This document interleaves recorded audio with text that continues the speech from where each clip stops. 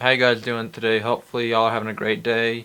Today I'm kind of like just chilling at home, being bored, not really had a lot to do today. So I decided that I was going to grab my old hard drive that had all my photos on it from like a year ago, and I was going to start to edit some of those photos because they just been sitting there not doing anything. And I'm like, I've got all this time now with everything that's going on in the world. I'm like, might as well put it to good use. So I started editing the photos, and then shortly after I start editing, I'm like, yo, this is taking forever. Like these photos, some of these photos I should be able to like just rack out like that. But it's taking me quite a while. Like quite a while being like 2 minutes. And I'm just like, there's got to be a faster way to edit these photos because I'm doing like almost the same thing to all of them, all my photos. So I'm like, isn't there a way I can make this easier? Make it go faster? Maybe cut it down from like 2 minutes to like a minute, 30 seconds. And I'm like, wait a minute, there is. I got it. I got it. The first thing I did was I organized my photos into two groups. The first group was my Mona Lisa photos. These photos are the ones that I'm going to show to potential clients or just want to print them or put them in my portfolio or on my website or something kind of more professional. I put the photos that I liked and I wanted to do with that. I put them in one folder. The other photos were my social media photos. The photos were meant to be just thrown up on like Instagram or Facebook or Twitter or something like that, and they didn't really need to be like very edited. Like it was like just like little tweaks here and there, maybe a little bit of color correction or just some little small things like that, and I put those in a separate folder. Once I did that, I took the photos and I went through and I'm like, okay, I looked through them all. I'm like, this is the type of feeling I'm wanting these photos to portray. So what I did was I went into Lightroom and actually I'll just show you guys right now what I did.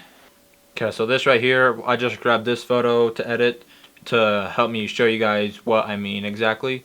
So this photo I is probably going to be on my Instagram or something like that. So I don't need to spend a whole lot of time editing it. I just need to do like a few color corrections because it's a little overexposed in this part. So the first thing that I did is I go over here to my presets and I just start at the top. And I'll just go all the way down until I find one that I like. And when there's a lot that I like, then I just have to pick one. Or sometimes I'll just make copies and use all of them. And then, when I find one that I really like, we'll go with that one. That one looks good.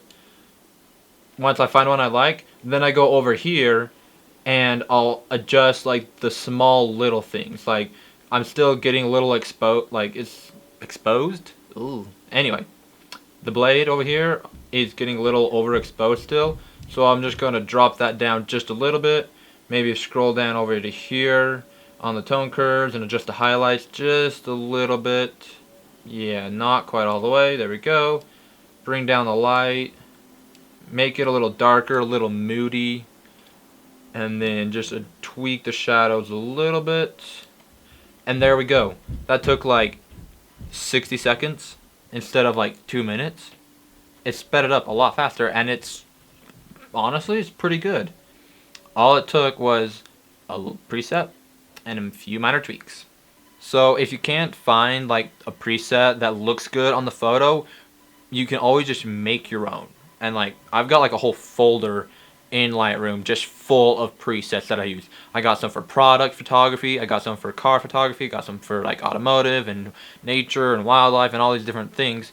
I just have them in folders all on the side. So I'll go into Lightroom, open it up, and then on the presets I'll scroll down to the bottom and just start opening up my presets and just picking one that I like of my own, and then I can throw it onto the photos, and then I'll do just like minor tweaks and just edit it so the photo just is like perfect.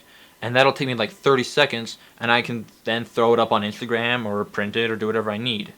The same thing goes for like the Mona Lisa pictures. All you do is you grab a preset that you really really like and you throw it on there, and then that already like speeds it up a little bit, but you're still not done because these are like the nice pictures. The preset just gives you the base. That's all the presets are.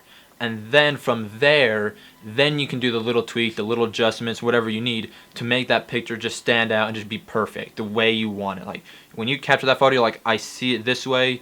This is how I captured it. This is how it's going to turn out. This preset will get me halfway there. The next thing is I strongly suggest you shoot in manual mode.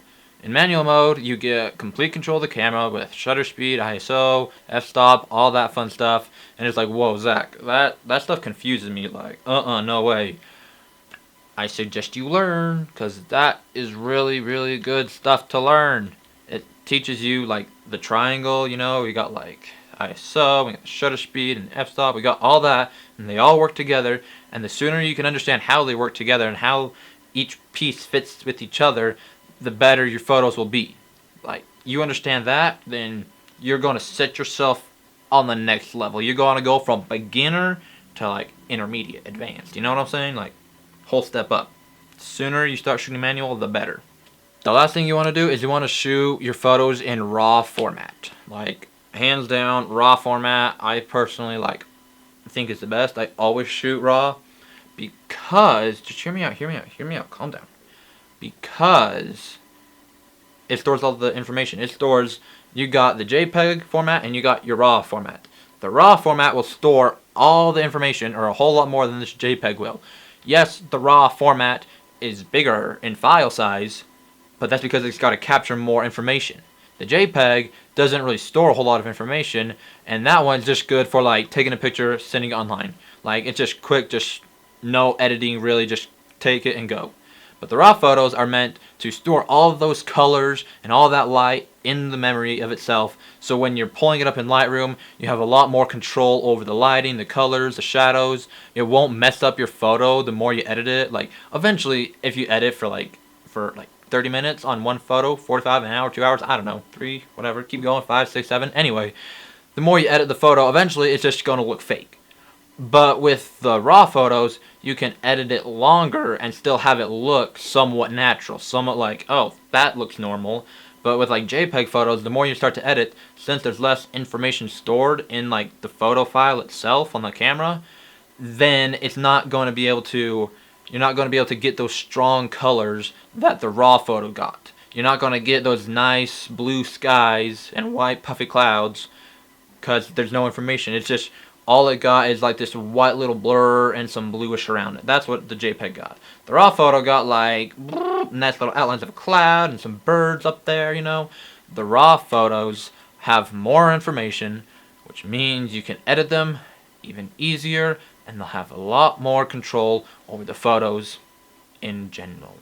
Okay guys, thanks so much for watching. Hopefully you enjoyed watching today's video. It was pretty fun to make. Took a while, but here it is. So hopefully you enjoyed.